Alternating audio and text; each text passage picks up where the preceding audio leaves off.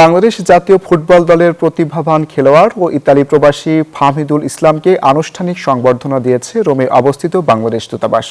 তার ক্রীড়া সাফল্য এবং আন্তর্জাতিক পর্যায়ে বাংলাদেশের ভাবমূর্তি উজ্জ্বল করার স্বীকৃতি স্বরূপ এই আয়োজন করা হয়। অনুষ্ঠানে রাষ্ট্রদূত এটিএম রবিকুল হক ফাহমিদুল ইসলামকে বাংলাদেশের গুডউইল অ্যাম্বাসেডর হিসেবে উল্লেখ করেন। বলেন, ফাহমিদুলের ফুটবল প্রতিভা ইতালিতে বাংলাদেশের মর্যাদা বৃদ্ধি করেছে। এ সময় দূতাবাসের পক্ষ থেকে তাকে একটি সম্মাননা স্মারক প্রদান করা হয়। এ সময় ভবিষ্যতেও জাতীয় দলের হয়ে সর্বোচ্চটা দেওয়ার অঙ্গীকার করেন ফাহমিদুল ইসলাম।